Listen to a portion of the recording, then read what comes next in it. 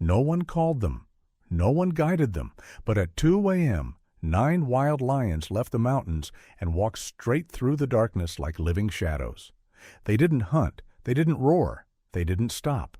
They moved toward one place. Caleb Monroe's outpost, the man who had died only hours earlier. How could they possibly know? And why would predators walk through the night just to say goodbye?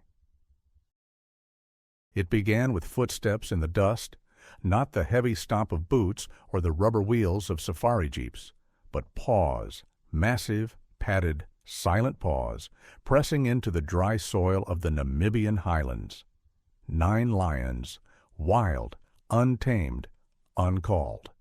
They moved under a sliver of moonlight, past rocky ridges and thorny acacia trees, through the brittle grasslands and the windless silence of night. They made no sound, no roars, no growls, not even a breath heavy enough to stir the air. Only the rhythm of walking, relentless, purposeful. From a distance they might have seemed like shadows moving across a pale canvas.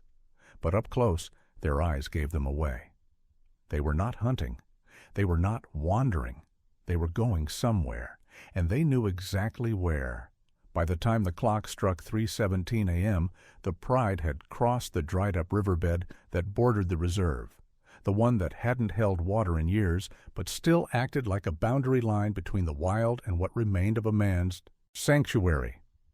The wind carried the faint smell of burnt cedar and old diesel from the forgotten generator shack. And there, beyond the last ridge, stood the small wooden outpost, once called Monroe's Den by the locals. Caleb Monroe had died 8 hours earlier. No one had told the lions. But somehow they knew. In the dim pre-dawn light, the outline of the house came into view. A weather-beaten cabin of sun-bleached planks and rusted sheet metal, tucked beneath a cluster of gnarled mopane trees. For years it had stood there, surrounded by brush and memory, defying the silence of abandonment. No lights, no movement, no human scent, just stillness. The lions approached slowly now, less like predators and more like mourners. They didn't break formation. At the head of the line walked Sable, the dominant male with the golden mane streaked in ash gray. His gait had a stiffness to it, an old injury, but his head was high, and his eyes were locked on the cabin. Behind him came Luma, Frankie, Rook, and 5 others, each a survivor of fire, bullets, betrayal, and love. They stopped 10 yards from the porch and stood there, waiting. Inside the house, Iris Monroe sat on the edge of the cot where her uncle's body had been found. She hadn't moved in hours. The emergency crew had come and gone. The coroner had taken Caleb's body at dusk. No neighbors had visited, no officials remained, only her. And now, somehow, these 9 lions. She heard nothing at first, only the slow whine of the wind outside. But then the wooden floor vibrated, gently, like a drum touched by a trembling hand. She stood, approached the window, and opened the curtain, and froze. They were all there, lined up like statues carved from the earth.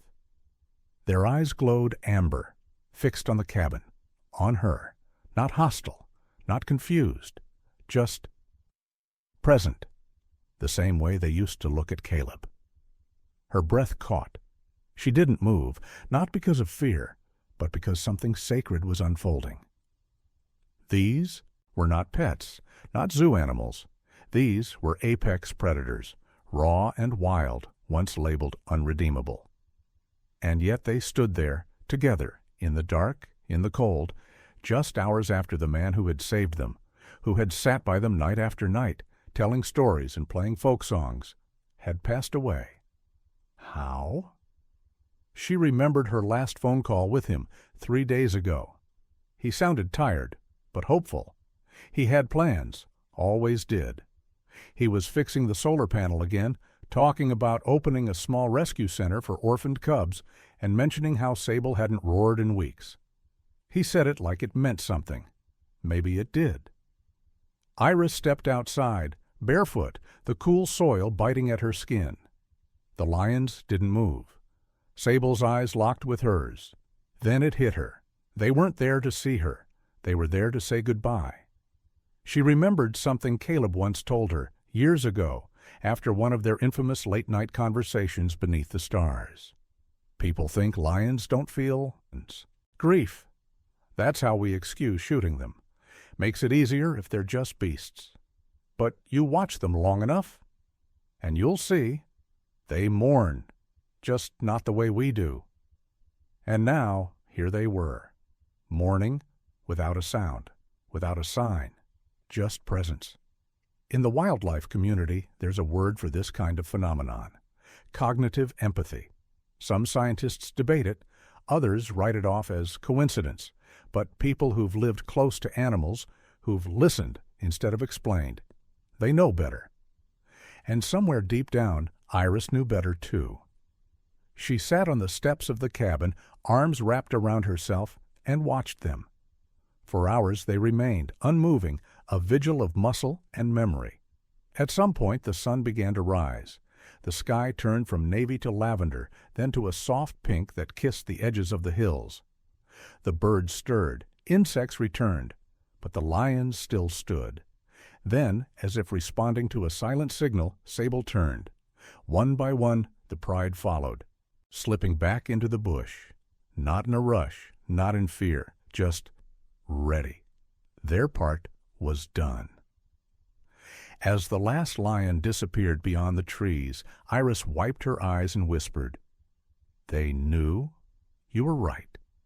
She walked back inside the house and looked at Caleb's old desk, covered in maps, scratched notebooks, and a stack of dusty brochures about wildlife conservation in southern Africa. She picked up a worn business card with the name Monroe Wildlife Trust in faded letters. He never made it official, never asked for donations. He never even got around to building a proper website. But now, she thought, maybe she could. Maybe this was the legacy he left behind, one not of science, not of policy, but of trust. And trust, once earned, doesn't vanish, not even when the man is gone. That night, Iris sat outside under the same sky her uncle had watched for so many years. She lit a small fire and opened the old leather-bound notebook he used to carry. The first page read, "If they ever come back after I'm gone, don't stop them. Just listen. It means something." And she did. She listened. Because in a world filled with noise, with data, with debates about what's real and what's emotion, sometimes the truth is quiet. Sometimes the most powerful message is delivered in silence, on padded paws, across empty land, by those we were never supposed to understand. And that's why this story matters. Long before 9 lions walked silently through the night to a forgotten cabin in Namibia, there was just a man who had vanished from the world not because he had to, but because the world had grown too loud, too cruel, and too quick for him. Caleb Monroe hadn't always lived alone. He hadn't always talked to lions or walked barefoot through the high grass of a savanna that burned under the African sun. Years before the lions ever knew his scent, before anyone whispered his name with awe or confusion, Caleb had worn a crisp uniform, a nameplate, and the weight of other people's emergencies on his back. He was a military veterinarian. Back when his hair was still the color of dry wheat, and not snow, he served with a humanitarian division of the U.S. Army. He traveled from Kenya to Iraq, from Cambodia to the fringes of the Amazon, treating everything from bomb-sniffing dogs to camels, goats, and injured wildlife caught in human crossfire. It was never glamorous. It was never quiet. And it never gave him peace. Then came the day in Afghanistan when the convoy didn't come back. And in that convoy was a young specialist named Brian Monroe, Caleb's son. The Army called it a tragic loss during non-combat operations. The report was 2 pages long. The coffin was draped in a flag, and that was that. Caleb didn't argue. He didn't protest. He just packed his life into 4 boxes, sold his suburban house in Raleigh, North Carolina, and disappeared into Africa. The only thing he took with him that wasn't strictly necessary was Brian's field journal. It stayed in his shirt pocket for years. People didn't understand, but Caleb wasn't looking to be understood. He bought a derelict research station once used by a long-defunct wildlife NGO. It was 2 hours from the nearest paved road, surrounded by dry brush, termite mounds, and silence. He rebuilt the roof himself, fixed the water pump, rewired the solar panels. No staff, no grants, just him and animals, wounded jackals, trapped pangolins, a baboon with one hand, a giraffe with a limp. Over time, the local rangers and villagers started calling him Doc Monroe. They brought him animals they couldn't treat and left quickly. They never stayed long. People said he was kind but strange, polite but cold. Some believed he was running from something. Others said he had simply lost too much to care about human conversation. But there was one person who kept coming back, Iris. She was his niece, daughter of his younger brother, a city girl from Atlanta with a camera always dangling from her neck and questions that never seemed to end. When she was younger, she had spent summers at his old house in North Carolina, where Caleb would take her birdwatching and teach her how to track foxes in the woods behind the house. She adored him then, before he changed. After he moved, she visited once, then again, and again. Not every year, but enough to know that the wilderness hadn't taken him. It had kept him alive. It was during one of those visits, 2 years before Caleb's death, that she saw the change in his eyes. He was thinner, quieter. His beard was longer. But there was a softness to him she hadn't seen since before Brian's death. A light in his voice when he talked about the visitors. He didn't mean tourists. He meant the lions. At the time, there were just tracks, paw prints in the dust near the waterhole. A flash of movement at night caught on the old trail cam he kept tied to the mopane tree. But it was clear he was watching them. And perhaps more importantly, they were watching him. "They're testing me," he had said one night as they sat by the fire. "Seeing if I'm real?" "Real?" Iris asked. "If I'm not like the others?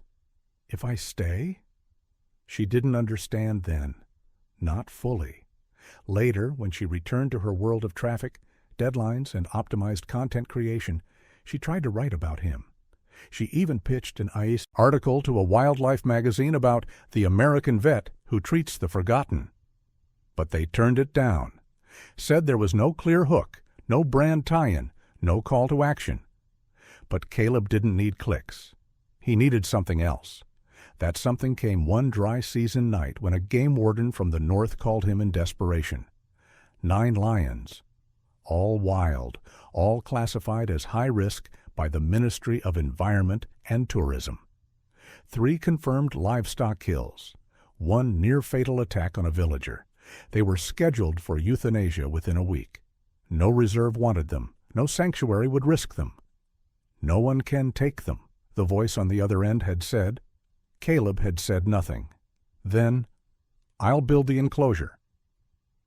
The vet, who barely had funds for fuel, who sterilized surgical tools in boiling rainwater and cooked over a clay stove, had just accepted the most dangerous task in the region. That same night, he sketched a design on the back of a seed sack, 12-foot electrified. Fencing, reinforced corners, a small elevated platform for observation. It wasn't fancy, but it would hold, for a while. When Iris called that week, he didn't mention the lions. He just said he was building something new. Back in Namibia, he worked until his hands bled. He cut wood, hauled metal, bartered with a local farmer for copper wire in exchange for helping his goat give birth.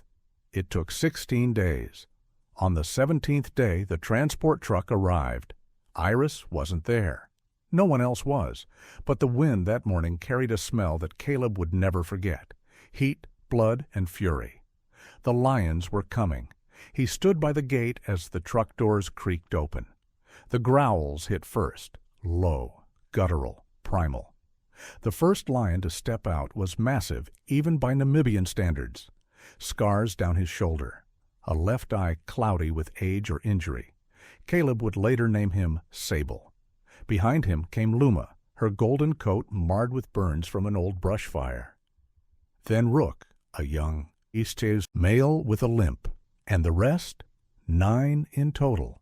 They emerged like ghosts from another life. And as they stepped into the enclosure, every instinct in Caleb's body screamed to back away, to run, to hide behind the reinforced wall. But he didn't move. He just watched. The last lion to exit paused at the edge of the ramp. She turned, locked eyes with him, and snarled once, short, sharp, final. He understood. They weren't grateful. They weren't impressed. They were surviving. That night, the growling didn't stop. The fence lights flickered as Paws scraped against the metal mesh. Sable tested the same corner 3 times. Rook flung himself against the gate until blood painted the wood. And Caleb? He sat 20 feet away, outside the fence, wrapped in an old wool blanket. He didn't try to speak. Not yet. He just sat there, present. Later, Iris would find his notebook from that night. The first entry read, 9 lions, 1 fool, no plan. But they're not dead. That counts for tier something. It would be months before he saw the first sign of trust. But tonight, the lions were here, and he had stayed. He always stayed. By the time the lions arrived, the sun had already fallen behind the distant ridge, leaving only a smear of crimson across the Namibian sky. Caleb stood at the edge of the loading platform, arms folded, boots dusty, watching the truck reverse slowly into position. Its wheels kicked up dry soil and old bone fragments from carcasses long scavenged. No one spoke. The 2 men operating the transport kept their eyes low and movements quick. They were not here to talk. They were here to offload a problem and disappear before the sun dropped completely. The older one gave Caleb a clipboard and said, "Sign here. Once the ramp is down, they're yours." Caleb didn't read the paperwork. He signed and handed it back. With a mechanical groan, the rear doors unlatched and the metal ramp lowered.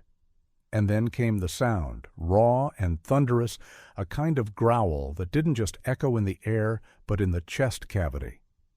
It was the sound of 9 apex predators shoved together for 20 hours, half sedated, fully enraged. The first to emerge was Sable. Even from a distance, it was clear he was more than just a dominant male. He was massive, close to 500 pounds, with a mane that looked dipped in smoke and eyes that didn't blink. His left hind leg dragged slightly, an old bullet wound, Caleb would later learn. But it hadn't made him any less dangerous. His presence alone shifted the temperature of the air. Behind him came the others. Luma, the lean, fast-moving female, with a singed ear and a protective gait. Rook, the young male with crooked teeth. There was Tawny and Vec, twins in coloring but not temperament, one skittish, the other defiant.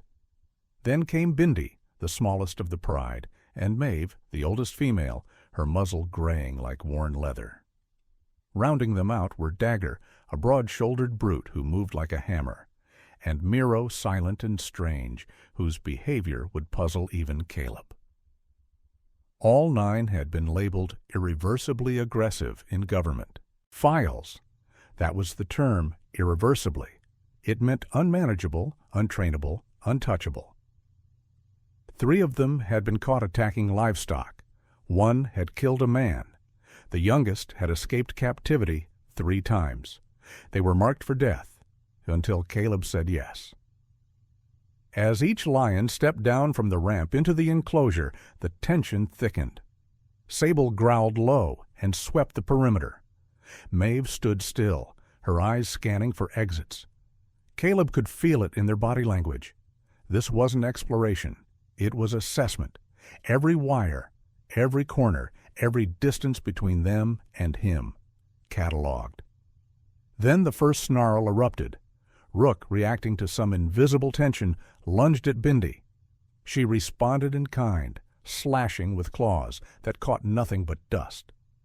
Sable charged between them with a roar that shook the steel gate. The ground trembled beneath Caleb's boots. But he didn't move. Instead, he took a step forward, placed the edge of his boot to the line he had drawn in the dirt earlier, and sat down, cross-legged. No weapons, no barriers, just a thin wire fence and 9 lions with more trauma than trust. For a moment, the growls subsided. The dust settled. And then Sable walked straight to the fence. He didn't charge. He didn't roar. He just stood there, a breath away, muscles tight, gaze sharp. Caleb returned the stare. He could see the scars, not just the ones across Sable's shoulder or near his ribs, but the kind you couldn't photograph, the ones behind the eyes. "I know," Caleb whispered. "I wouldn't trust me either." He stayed there long after the transport truck vanished down the ridge. Hours passed. Night settled in. The wind picked up. Somewhere in the distance, a jackal cried. But the enclosure remained quiet, tense, watching. At one point, Caleb lit a small campfire a few feet from his chair. He placed a worn speaker beside him and played a recording of crickets and rainfall, sounds he used during recovery treatments for wounded animals. Then he did something unexpected. He opened a book and began to read aloud. Not loudly, not theatrically. Just the steady voice of a man speaking into the night. It was an old collection of folk tales, the kind Brian used to love. Stories about trickster foxes and singing birds. He read slowly without pausing, not looking up, even when Rook paced along the far side of the fence, or when Dagger lay down facing him, eyes glowing in the firelight. In his notebook that night, Caleb wrote, "First contact made. No injuries, no overt aggression. They're not broken. They're waiting." The next morning he found deep scratches along the western gate. The electrical line was still intact, but the marks were fresh. Testing. He reinforced the corner, doubled the grounding rods.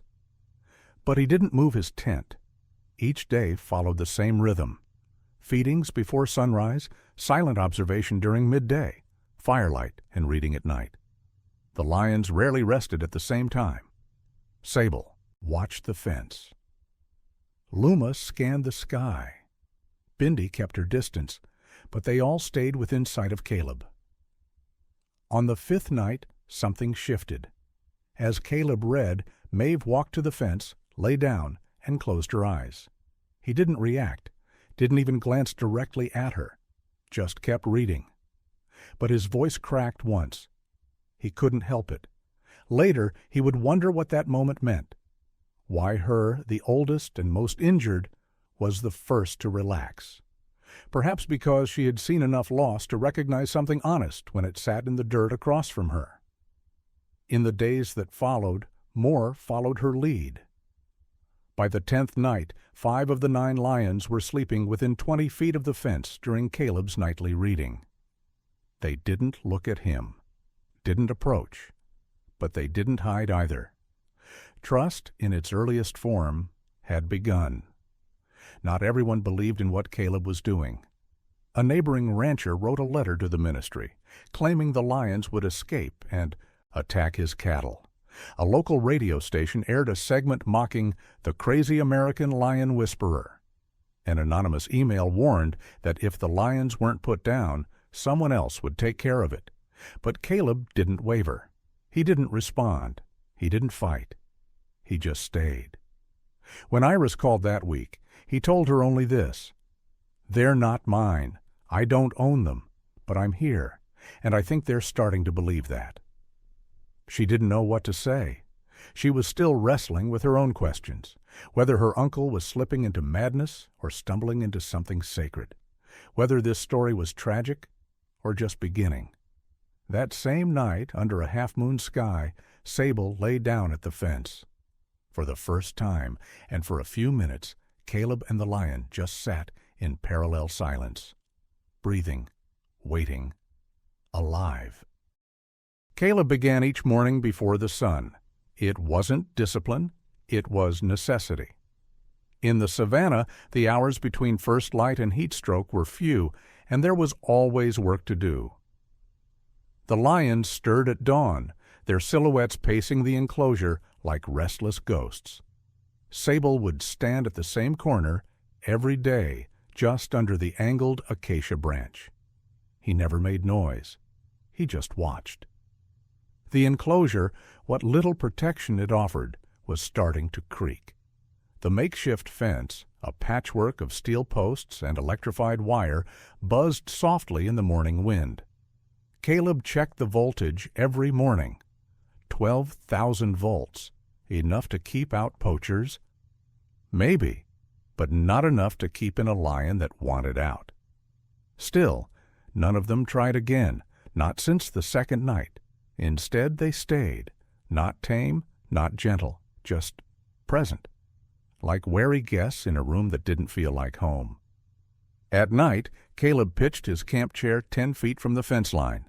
It was the same battered seat he'd used since his son's funeral. Sun-bleached, slightly ripped, a bottle holder with a hole in it. It smelled like old canvas and firewood. He'd sit, pour half a tin of instant coffee, and begin to speak. Not in any commanding tone, not with authority. Just stories.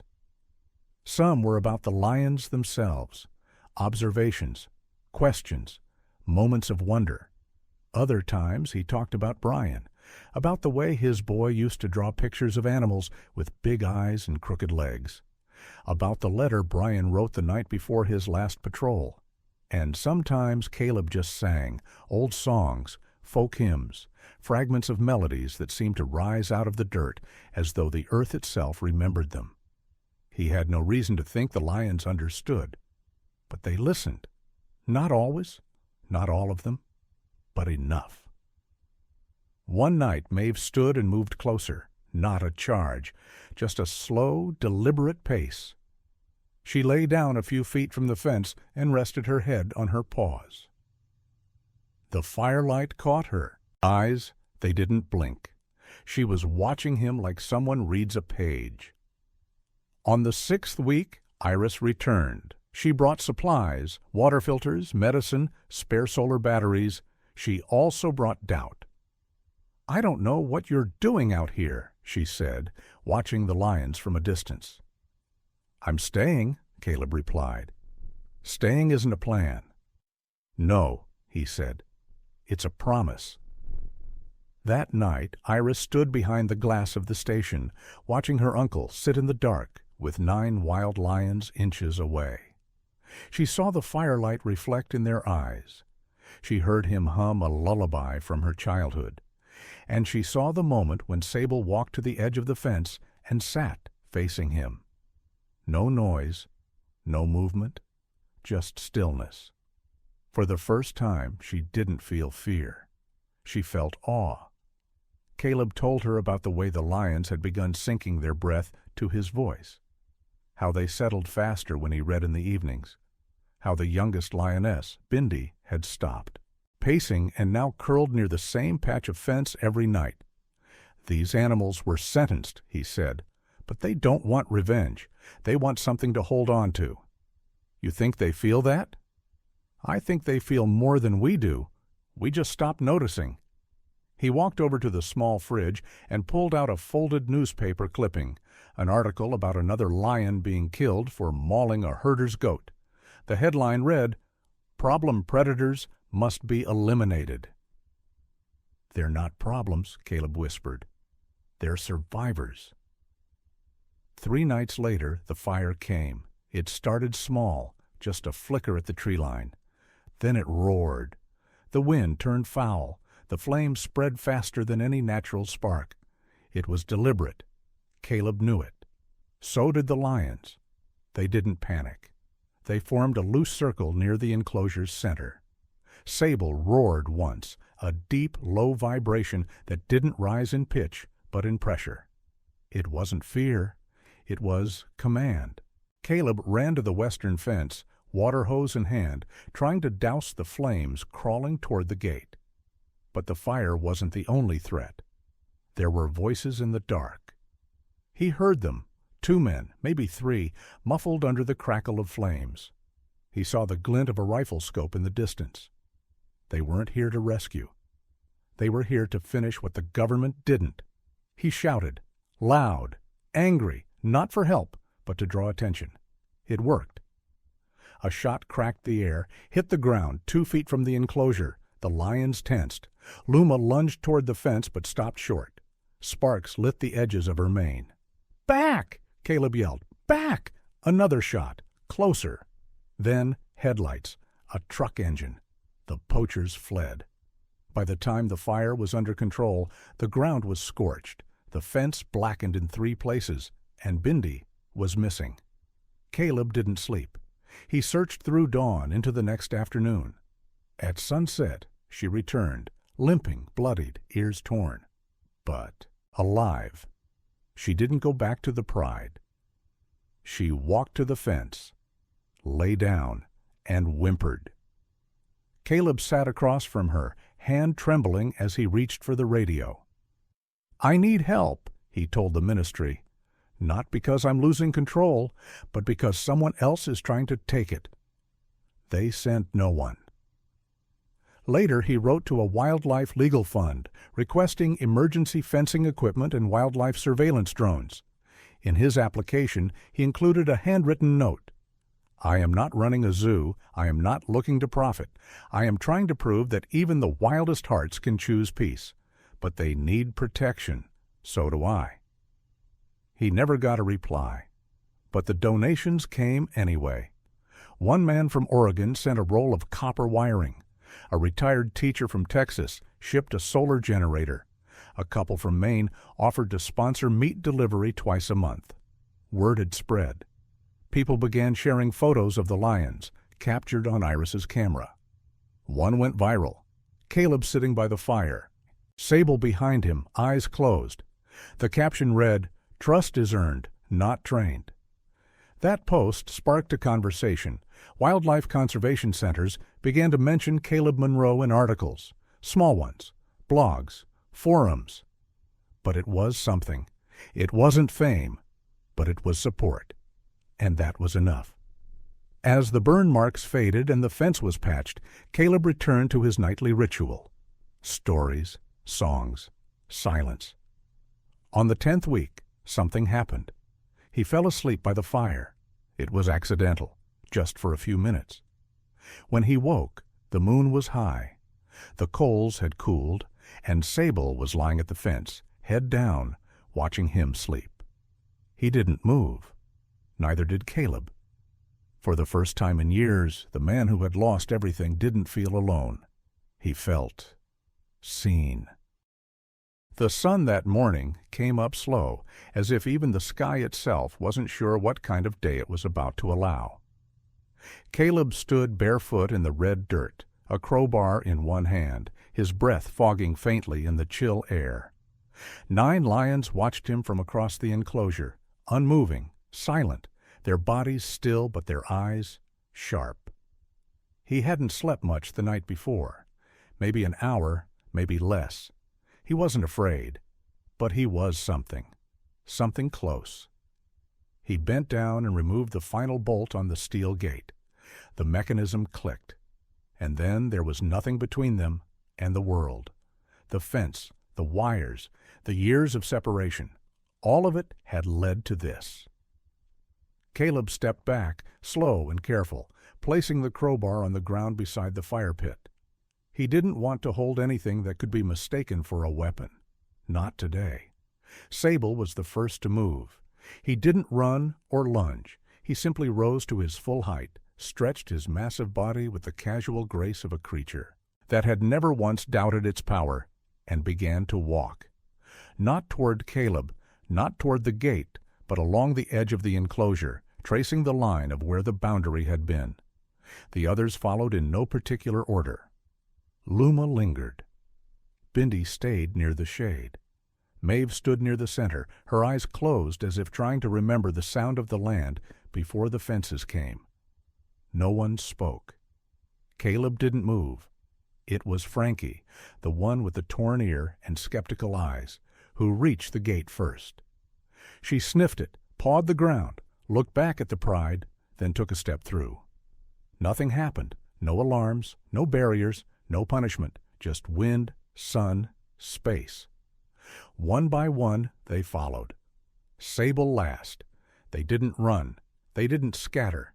They simply walked into the open field, noses raised, bodies low, steps measured. They moved as a unit, as they had when they were hunted, as they had when they were transported, as they had when they were caged, but this time they were free. Caleb sat down at his usual place by the fire pit and waited. He didn't expect a show of gratitude. He didn't expect anything, but they didn't leave. They circled wide, staying within a few hundred feet of the station. They marked territory, rolled in the dust. Rook chased a butterfly. Dagger dug a hole, then lost interest and collapsed in it. For the first time in months, the air felt unburdened. By sunset, they had spread out in a lazy arc across the open grassland, some reclining in the shade, others standing guard, always loosely in formation. The enclosure was behind them now, but not forgotten. It had become something else, a nest cracked open. That night, Caleb didn't light a fire. He sat in the dark, wrapped in the old military jacket Brian had once sent him from overseas. He expected the lions would wander off eventually. That the call of true wildness, the pull of endless savanna, would override whatever this was between them. But when he stepped outside the cabin at midnight, they were still there. Closer now. 3 of them were lying near the fire pit. 2 others had curled under the tall acacia tree where the generator used to buzz. Sable was 20 feet away, eyes open, body still, watching. The next morning, Caleb found prints near the front steps. Large ones, heavy, unmistakably Sable's. He hadn't come closer, but he had come close enough. Iris called that afternoon. "I saw the video," she said. "What video?" "You're on YouTube, Uncle C." He didn't laugh, but he didn't hang up either. Apparently, a wildlife drone from a nearby rhino monitoring project had captured aerial footage of the lions walking in a perfect line out of the enclosure. It showed Caleb standing at the gate, unmoving, as the pride passed by him like a river around a rock. The video had already passed 200,000 views. "I didn't post it," Iris added quickly. "But people are watching. They're asking questions." Caleb grunted. "They'll lose interest by next week." Maybe, or maybe not. Some people are saying it's one of the most peaceful things they've ever seen. He didn't respond. Later, she sent him a link. He didn't click it, but he read the top comment. "The world is too loud. Watching this made me feel human again." That night, Caleb wrote in his journal, "The fence is open. The gate is gone. But they're still here. I can't explain it. I don't think I want to." A week passed, then 2. The lions didn't vanish. They began expanding their range, circling the compound during the day, disappearing at night, but always returning by morning. Caleb started calling it a routine, though he knew better than to pretend he understood their patterns. He built a small observation deck at the edge of the field, just a raised platform with a weather tarp and a solar-powered camera. Iris helped him wire it to a basic live feed. It wasn't a wildlife safari. It was more like a porch swing for those too far away to sit beside him. The site had one button, watch. No pop-ups, no ads, just the lions, moving quietly through tall grass. Some nights, as he sat outside listening to the distant calls of hyenas and owls, Caleb would speak into the wind, not knowing whether the lions were within earshot, not caring. "They say you don't belong here," he'd say, "that you're dangerous, unmanageable, unforgivable." He'd sip his coffee. "But I've been called all those things too." One morning, Caleb woke to find Sable sleeping near the water tank, 10 feet from the cabin, alone, relaxed, not watching, just resting, for the first time. That was the day he stopped calling them the lions. He started calling them the pride. And though he never said it out loud, not to Iris, not to the camera, not even in his journal, he had started to believe something quietly impossible. that they had chosen to stay, not because of food, not because of fences, but because they had found someone who didn't flinch. The day the cage opened, they didn't run, and in that choice they said more than any roar ever could. The first sign was a scent on the wind, not the usual dry earth musk or the drifting sweetness of acacia flowers, but something sharper, burned plastic, ash, and something almost metallic. Caleb was on the north ridge checking the old irrigation lines when the wind shifted. He froze. His body reacted before his mind did. He dropped the tools, climbed the slope, and scanned the horizon. Smoke, not from his camp. It was coming from the southern tree line, a place too far from any lightning strike, too dry for an accident, and too close to the trampled grass trails the lions had begun to carve for themselves. Caleb ran. By the time he reached the field, he could already see the glow behind the trees. A low, pulsing light that rose and fell like a living thing. The wind funneled the fire toward the main water tank, fast and deliberate. This wasn't wildfire. It was planned, accelerated, pushed. He didn't stop to think. He grabbed the shovel, the pump hose, the fire blanket. Years of field work returned in muscle memory. He knew how fire moved, how it licked and jumped, how it followed fear. But this wasn't just about saving land. The lions were still out there. He shouted their names, not expecting obedience, just hoping for some instinct to spark inside them, hoping they had stayed close enough to hear. "Sable! Luma! Rook!" No answer. He moved into the smoke, coughing, eyes stinging. The flames hadn't reached the compound yet, but the dry scrub around it was brittle as paper. A spark would be all it took. Somewhere behind the haze, he heard movement, then a growl. Not a warning. Pain.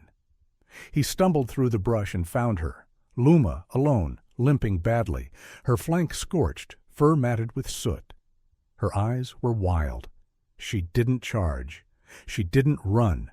She just stood there, frozen between flight and collapse. Caleb dropped to one knee.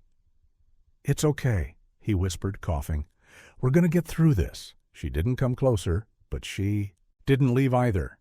He reached into his satchel, pulled out a syringe, and slowly, carefully, stepped forward. That's when the shot rang out. It missed him by inches, slammed into the dirt beside Luma, and sent her reeling backward in panic. Caleb spun around, searching the tree line. He saw the flash of movement, a silhouette disappearing behind smoke. Then another voice. Low, distant, cursing. Poachers. They weren't after the fire. The fire was the distraction. They were after the lions. He ducked, dragging Luma by the scruff as she fought weakly against his pull. He didn't care. He had to get her to cover. By the time they reached the side of the station, the fire was halfway across the field. Flames were climbing the enclosure posts.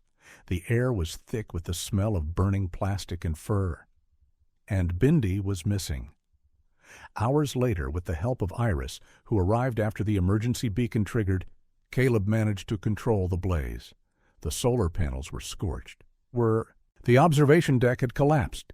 The eastern fence line was reduced to black wire and melted poles. But the station was intact, and Luma was alive. Caleb sat beside her for most of the night, sponging the burns with aloe and water, speaking softly as the others returned, one by one. Sable, Rook, Maeve, even Miro. But Bindi didn't come back. Not that night. Not the next morning. Caleb didn't sleep. On the third day, just before sunrise, she limped out of the ravine behind the old water trench. Her right eye was swollen shut. Her leg was bent at an angle no lion could walk on for long. But she made it to the edge of the compound and collapsed near the wild fig tree.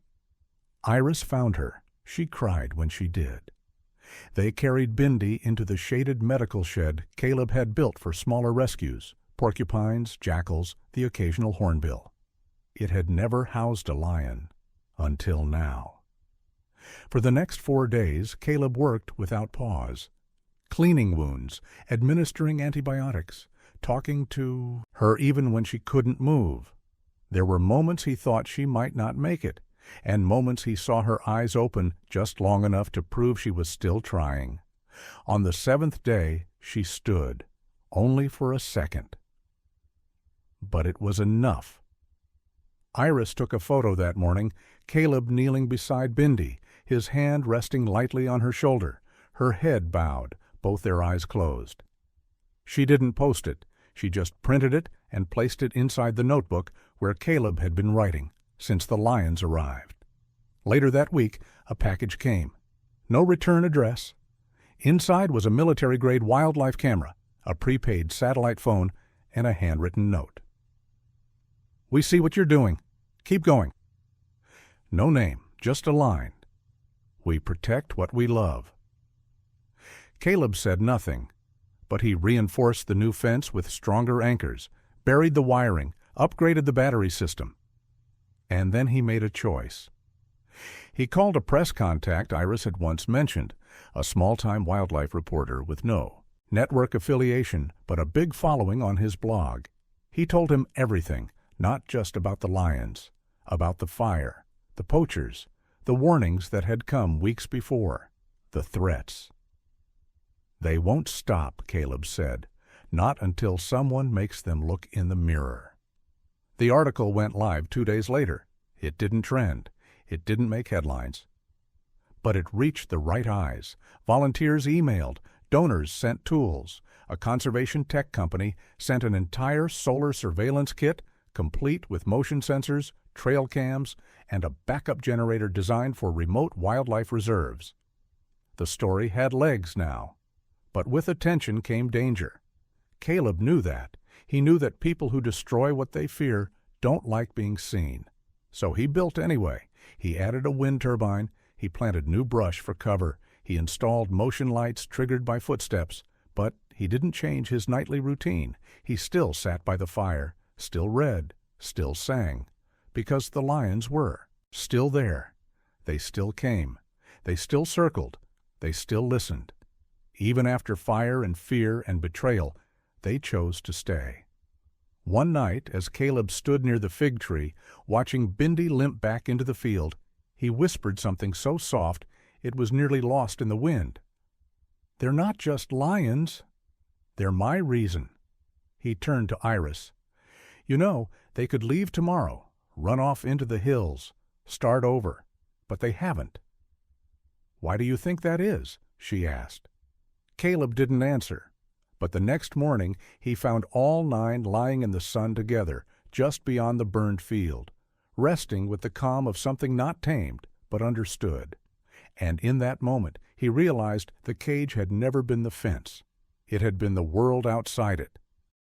It happened quietly, the way most endings do, not with a cry, not with a warning, just with a stillness too deep to ignore. The morning air was heavy with a kind of silence that pressed against the skin. Iris knew something was wrong before she even stepped inside. Caleb's coffee mug was still full, untouched. His boots, normally by the door, were missing, but his hat, the old sweat-stained field cap he never left without, was resting on the chair beside the fire pit. She called his name once, then again. The third time her voice cracked. She found him behind the station, near the west-facing ridge where he liked to sit and watch the sun disappear. He was seated on a low wooden stool, hands folded in his lap, head slightly bowed. From a distance he could have been mistaken for napping, but he wasn't breathing. The paramedics said it was instant, a massive cardiac arrest, likely the result of decades of stress and too little rest. They asked if he had a history. Iris said yes. Military, fieldwork, grief, lions. Take your pick. He was 68. They took his body just after noon. There was no procession, no mourners, just a few volunteers who had driven in after reading his blog. A neighbor from the cattle farm an hour away brought flowers. Iris declined a church service. Caleb had never wanted one. He'd written it plainly in his notebook. No suits, no speeches. Just let me go the way I lived, quietly. So she buried him near the fig tree, the same one where Bindi had once collapsed. She placed a flat stone with his name carved in block letters and the words, "He stayed," beneath it. That night she sat alone by the fire pit. The lions didn't come. For the first time in months, they didn't circle the station at dusk. They didn't leave paw prints in the dirt. They didn't howl into the black. The air was still, too still. At some point she began to cry, not the noisy, dramatic kind, but the deep, aching kind that comes when you realize you've lost the last person who ever saw you clearly. She wrapped herself in his old jacket and waited for dawn. It never occurred to her to call anyone. Not yet. The grief felt private. It belonged to this place, this dirt, these skies. Sharing it would make it feel smaller. So she stayed. On the second morning, just after sunrise, someone knocked on the cabin door. Except no one was there. She stepped outside, walked the length of the deck, checked the trail, and then she saw them, all 9, lined up along the ridge. They hadn't disappeared. They'd been waiting. Sable stood at the front. His mane was windblown, his expression unreadable. Behind him, Bindi limped slightly, but she was walking on her own. Luma, Maeve, Frankie, Rook, all there. Not moving, not making a sound. Iris stood still. They didn't approach. They didn't need to. They had come to say goodbye. For the next 4 hours, the lions remained like statues, facing the cabin. No one moved. No one flinched. It wasn't fear. It was reverence. She remembered a story Caleb once told her about elephants, how they would return to the bones of their dead, stand beside them, and gently touch the skull with their trunks, sometimes for hours. He called it a kind of remembering, a sacred grief. And now, as the sun passed overhead, she realized the lions were doing the same. They didn't roar. They didn't hunt. They simply stood. By the 5th hour she walked out to the fig tree, her footsteps slow, careful.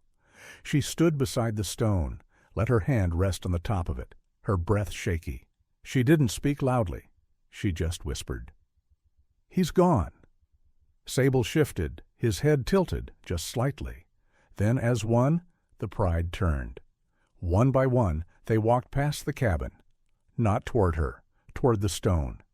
Each lion passed by it in silence, a slow and deliberate procession. When Bindi limped past, she paused, touched her nose to the earth, then moved on. And then they left. No ceremony, no drama, just the hush of paws against dust. By dusk, they were gone. The prints they left behind were the only proof they'd ever come at all. Later that night, Iris opened the notebook. The last page had no story, no observations, no signatures, just a line. "If they return when I'm gone, let them." She turned off the lights, let the station sink into darkness.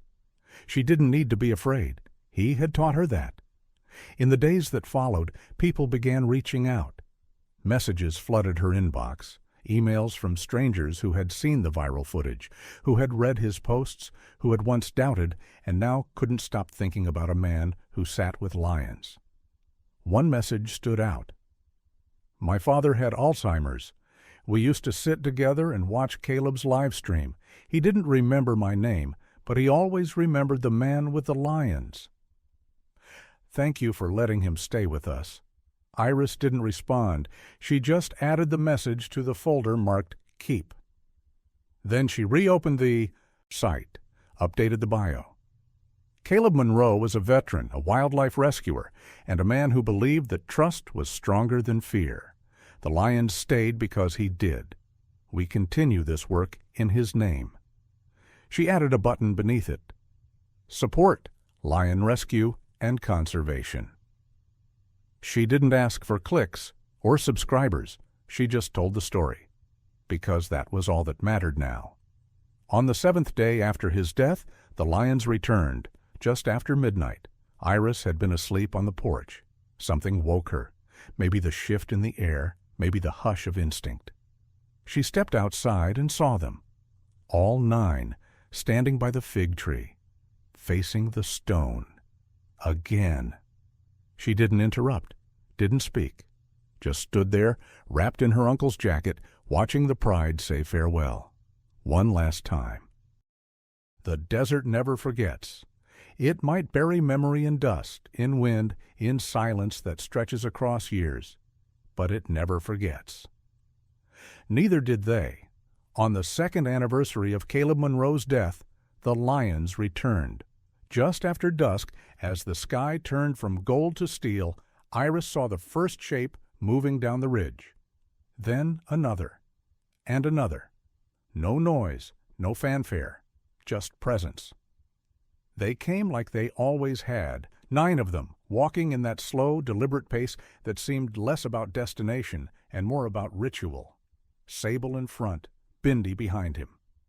Maeve, limping slightly now. Rook, grown thicker with age. Frankie with her usual alertness, and Luma, whose face had grayed at the edges. But there was a new one, too, not fully grown, not yet marked by time or scar, but tall and lean, with a walk that carried the same quiet authority Sable once held. Iris had never seen this lion before. She wasn't sure where it came from or when it had joined the pride, but it walked directly, beside Sable, shoulder brushing his. She stepped onto the porch, careful not to disturb the moment, and sat in Caleb's old chair. No one had told the lions the date. No one had left scent trails or signals. They simply came, and this time they didn't stop at the fig tree.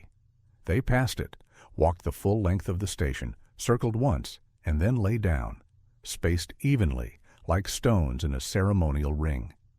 Iris didn't cry this time. She didn't speak. She just watched. In the months after Caleb's death, the world beyond the ridge had changed. A tech startup had offered to fund new cameras and satellite monitoring tools in exchange for access to data. An eco-tour company offered to sponsor the reserve's security if they could live stream part of the field. Iris said no to both. Instead, she partnered with a wildlife education nonprofit. They didn't ask for content, just commitment. The cabin became a learning center, not a tourist stop, not a zoo, but a place for quiet observation. For researchers, for students, for the few who still believed that watching without touching was still valuable. And the lions kept coming back, not every week, not every month. But enough. And always around the same time. By the 5th year, Caleb's story had reached international conservation circles. A documentary team visited and spent 3 weeks filming. They asked Iris why she thought the lions stayed. She gave the only answer that felt true. Because he did. They wanted to call the film The Lion Whisperer, but she said no. Caleb would have hated that. Too dramatic, too self-important. So they called it He Stayed, and it won awards at festivals she never attended. By the 7th year, only 6 of the original lions returned. Maeve had passed, found under the old marula tree in the southern field. Luma was never seen again. Sable, slower now, had taken to resting at the edge of the field, eyes always watching but rarely moving. But the young one, Caleb, would have called him Ash, led the way now. That year, Ash stood in front of the memorial stone longer than the others. His head was tilted slightly, ears twitching, as if listening to something beneath the surface. When he turned to leave, he brushed his side against the stone. It left a mark, not deep, just a streak of fur, but enough. On the 9th year, only 5 came. Ash in front. Sable did not return. Iris found his body a week later, curled in a shaded hollow near the base of the North Ridge. He'd gone alone. There were no wounds, no signs of struggle, just stillness, just peace. She buried him not far from Caleb, under the shade of the fig tree. No stone, just a simple wooden marker with his name burned into it. Sable, he watched. The pride returned a few days later, and when they did, Ash led them not to Caleb's stone, but to Sable's. A shift, not away from grief, but through it. That night, Iris lit the fire pit for the first time in months. The flame danced quietly in the wind. She brought out the old notebook, its pages brittle, the cover soft with age, and read from the first entry. 9 lions, 1 fool, no plan, but they're not dead. That counts for something.